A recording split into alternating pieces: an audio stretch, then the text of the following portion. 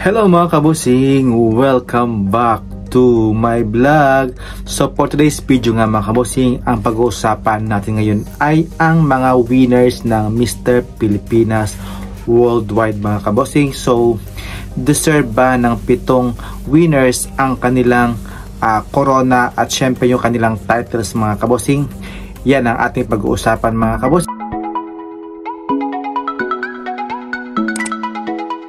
Syempre, so for today's video nga mga kabusing is binabati ko muna kayo ng magandang umaga, magandang tanghali. Syempre, dito sa bansang Bahrain is hating gabi na nga mga kabusing. At syempre, salam alaikum po dyan. At syempre, syukran po for watching mga kabusing. At for today's video nga, ang pag-uusapan natin ngayon ay ang kung deserve nga ba ng mga title holders ng Mr. Pilipinas Worldwide. So, narito yung mga winners. Let's begin with Mr. Cosmopolitan na si Kenneth Marcelino. So, deserve nga ba niya ang koronang ito? So, for me mga kabosing, deserve talaga nito ni Kenneth Marcelino ang titulong Mr. Pilipinas Cosmopolitan. So napaka-charming talaga ng kanyang face, napaka deserving naman niya talaga mga kabos when it comes sa kanyang performance kanina at yung kanyang pa-swimsuit, swimwear mga kabosing. Sobrang ganda niya mga kabosing at napaka-appealing talaga ng kanyang galawan when it comes sa posing. Napakaganda talaga mga kabosing ni Kenneth Marcelino ng Laguna. At syempre, siya ang Mr. Pilipinas Cosmopolitan. So, deserve talaga. Next naman, si Michael Angelo Toledo. Siya ang kinoronahang bilang isang Mr. Pilipinas Man of the Year. So, deserve nga ba ito ni Michael Angelo? So, deserve niya din itong makoronahan mga kabosing kasi nakailang ulit itong sumali pero hindi nakakuha ng corona. For today, si Michael Angelo Toledo nakakuha na ng corona at syempre, ilalaban na to international pageant. When it comes naman sa kanyang performance na ginawa, sobrang ganda mga kabosing at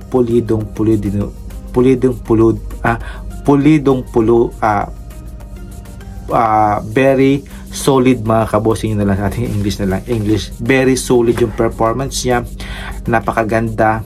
Bagay na bagay sa kanya yung titulong Mr. Pilipinas Man of the Year. So, you got it, Michael Angelo Toledo. At syempre naman, ang nanalo bilang isang Mr. Pilipinas Eco International. So ito yung bagong corona. So si Kit Cortez nga mga kabosing, ito rin yung favorite ko itong manalo mga kabosing. So ngayon meron na siyang corona. Sana yung itong titulong ito ni Kurt Cortez, sana ilaban naman siya international kasi deserve talaga ni Kurt Cortez na ipadala sa international pageant mga kabosing like this na Mr. Pilipinas Eco International. Sobrang gwapo ito mga kabosing. Deserve niya talagang magkaroon ng corona at syempre inailaban sa international pageant. At yung kanyang performance na ginawa kanina, sobrang ganda talaga at ang ganda at lakas talaga ng appeal ni Kit Cortez mga kabosing. At yung kanyang communication skills, sobra talagang sulit at very powerful talaga ng kanyang sagot mga kabosing sa question and answer. Yan. Next naman si Raven Lansangan.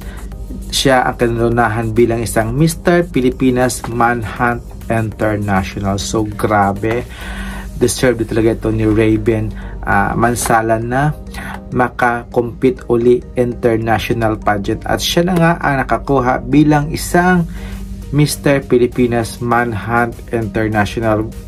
Based naman sa kanyang performance, okay na okay mga kabosing at swak na swak talaga sa kanya yung titulong ito bilang isang Manhunt International. Sobrang cute niya mga kabosing, sa kanyang eyes pa lang mapapa.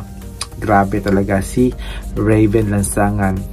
At napaka-captivating din talaga ng kanyang eyes mga kabosing. Gandang-ganda ako sa kanyang eyes. ayos talaga yung nagdala sa kanya. At syempre yung kanyang full performance, grabe, solid na solid talaga. Yan. Next naman ang ating Mr. Global 2025 na si Jeter Palomo. Siya yung Mr. Pilipinas Global. So, bakit siya nga ba ito inilagay bilang isang Mr. Global? So, alam naman natin mga kabossing na malakas talaga ang Mr. Global ngayon kasi nasa atin yung corona bilang isang Mr. Global. At sana, mag back to back ka mga kabossing. Kasi, dito naman natin malalaman kung meron nga bang back to back talaga maganap. When it comes naman sa performance ni Jeter Palomo, sobrang swak na swak siya sa Mr. Global. Yung kanyang performance, yung kanyang katawan, yung kanyang communication skills, grabe talaga mga kabossing. Hindi mo rin ito matatawaran when it comes sa kanyang performance, sa kanyang galawan kanina sa swimsuit rounds, sa swimwear rounds, at syempre sa kanyang evening wear mga kabossing. Sobra talagang ganda rin talaga niyang kanyang pinakita sa mga madlang people at syempre sa mga audience na napapanood talaga. Deserve talaga ni Jeter Palomo. Next naman ang ating Mr. Pilipinas International na si Kurt Bondat na siya ang nag-uwi ng corona at sana may uwi niya talaga ang corona bilang isang Mr. International 2025 sa darating this year at syempre ilalaban sa bansang Thailand. So bakit nga ba sa kanya binigay ang titulong Mr. Pilipinas International? So sa kanya binigay kasi alam naman natin yung kapasidad ni Kurt Bondat when it comes sa kanyang performance level talaga mga kabossing. So ganyan talaga ang hinahanap ng international, yung may pagka maputi talaga at syempre yung kanyang personality talaga ni Kurt Bondat talaga ang yan yung makikita talaga sa kanya, ang kanyang personality, yung kanyang performance, yung kanyang ability talaga at napakaganda talaga ng katawan niya mga kabossing. Sobrang deserve yung kanina sa performance niya sa swimsuit, sa swimwear round at sa formal wear, napakaganda talaga at believe talaga ako sa capacity ni Kurt Bondat dito mga kabossing. Mali natin siya yung mag-uuwi ng first Mr. International 2025 sa bansang Thailand. Syempre sa Thailand based naman ito mga kabossing yung Mr. International, kaya malay natin sa kanya ibibigay ang international pageant from the Philippines. So happy to see you Kurt Bondat. At syempre ang pinaka-favorite ko talaga na manalo bilang isang Mr. Supranational 2025 na si Kenneth Vincent Cabongcal. So grabe, I'm so happy talaga kay Kenneth Vincent Cabongcal. Nung lumalaban pa lang siya sa Man of the World, yun talaga, at syempre nag first runner up nga siya. So ngayon dito siya na ang ilalaban sa Mr. Supranational Philippines mga kabossing. At syempre I'm so happy talaga kay Kenneth Vincent Cabongcal. From the start pa lang mga kabossing, siya talaga yung bet ko, either Mr. Supra, Mr. International or Mr. Global mga kabossing. So kahit saan dyan, pasok na pasok sa akin si Kenneth Vincent mga kabossing. So hindi nga ako nagkamali kay Kenneth Vincent Cabongcal nga ibinigay yung supranational kasi yun talaga yung ini-aim niya from the beginning talaga ng interview sa kanya. Ini-aim niya talaga yung Mr. Supranational, yung Mr. Global at Mr. International. So sa kanya pinagkatiwala ng organization ang Mr.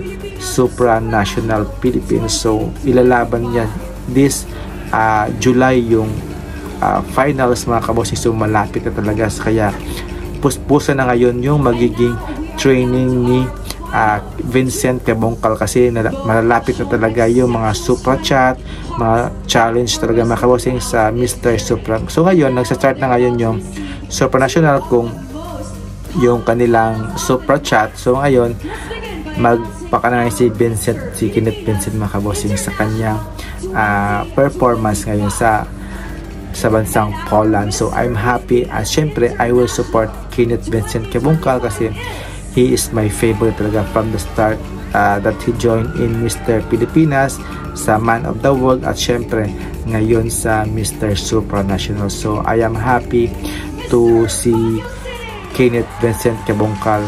I'm so happy to him na ilalaban ulit siya sa Supranational kasi bagay na bagay talaga si Kenneth Vincent Cabungcal sa kanyang performance kanina. Sobrang cute niya, napaka-charming talaga, sa smile pa lang niya, grabe talaga mga kabosing. So dyan talaga dinadaan ni Kenneth yung kanyang aura sa kanyang killer smile talaga sa eyes. Napakaganda talaga ng performance niya kanina, ganda pa ng katawan. Yung height, wag mo nang intindihin yun, matangkad naman siya, nasa 5'10 yata or 5'9", pero okay na okay sa atin yung kanyang performance at yung kanyang laban ngayon mga kabosing. So sa 7 winners na ito, deserve nilang 7 ang kanilang corona. So comments down below mga kabosing, at syempre please subscribe my YouTube channel, Arman Montoya Vlog, and see you in my next vlog. So comments down below mga kabosing, and bye bye, keep safe po, good night, wow, shukran, God bless. Subscribe please.